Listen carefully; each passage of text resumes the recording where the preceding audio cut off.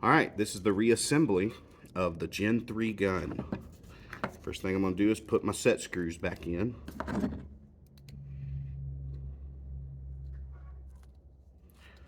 Put that one in and get it good and tight. We got the one that went in there's two big ones and one small one. We got this big one that goes in the back. Get it put in there. Get it tightened down good. Make sure this one's good and tight. And then we have this small set screw. And that little hole that goes in right in the front here. And you got to thread it in that part, and then it just keeps going. You got to keep threading it all the way through so it doesn't get in the way of the trigger bolt. And we just keep going all the way till it ends and then tighten it down. Next, we can put our whip holder back on here. And you got this T-handle thing that comes with your gun that tightens it up. Just give it a good snug. Then we would, of course, you always grease this stuff. This is brand new, so I'm not going to, because it's all greasy anyways. We just slide this back in here, push it down. Then we got to put that snap ring back over it. We lay it in there, get our pliers on it. Sometimes this is fun.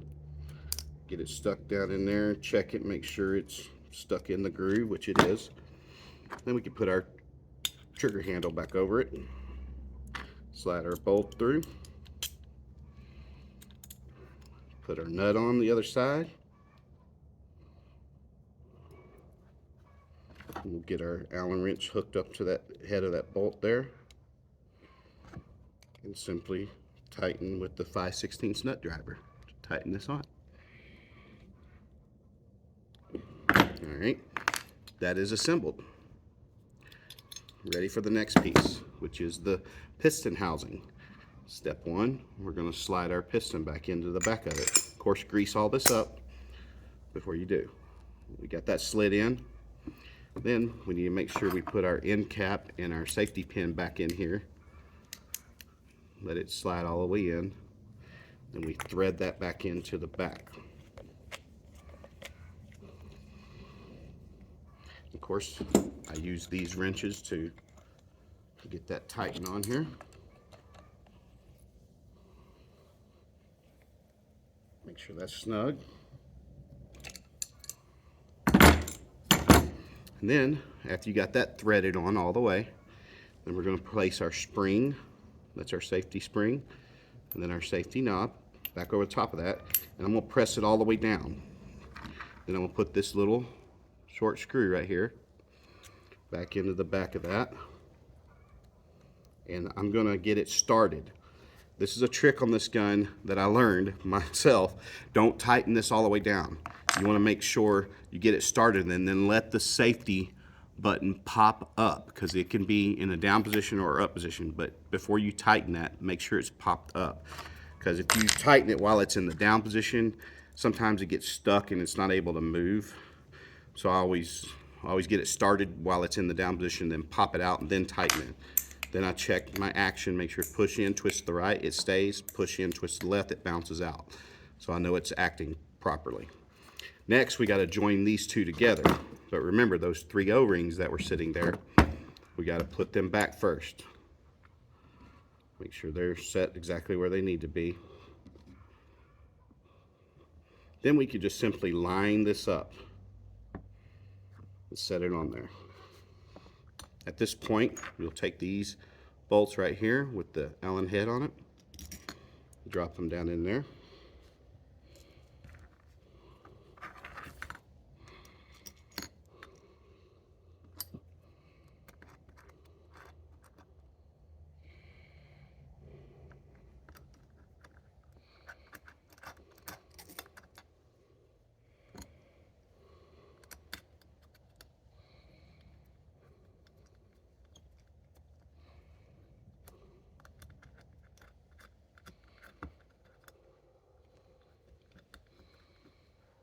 Once you got them started, then just run them all the way down.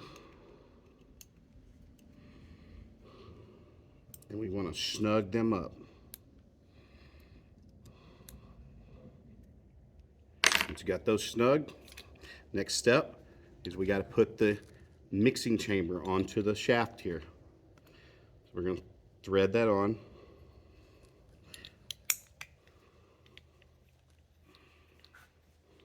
I do it by hand, and then I take my wrench, grab the sides that don't have the holes on them, and I make sure that my side holes of my mixer chamber are facing left and right instead of up and down.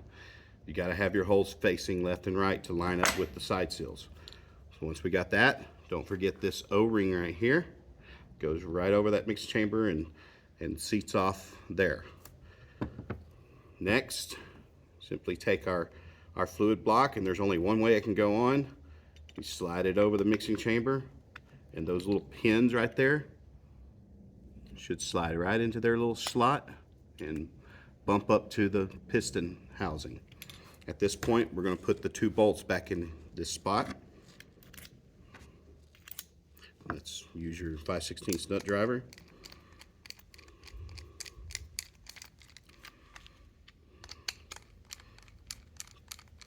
Thread those back in. Get them nice and snug. Next thing I do is put my insert back here. Make sure that this is clean. The bottom of this and inside the mixing chamber. Make sure that's clean before you put that in. And then air cap goes over the top of that.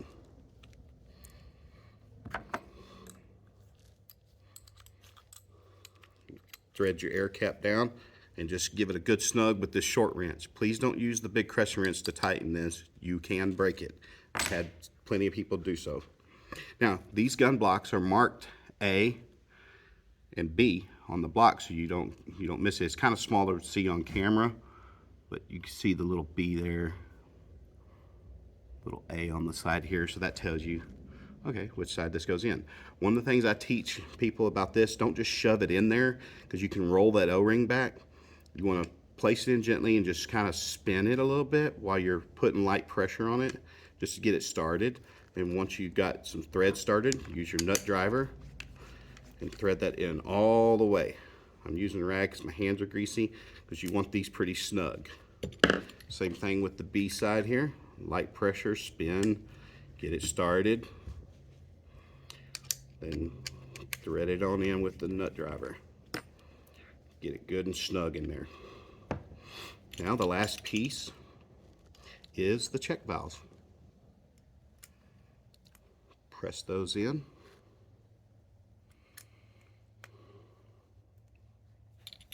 And there you have it, reassembled.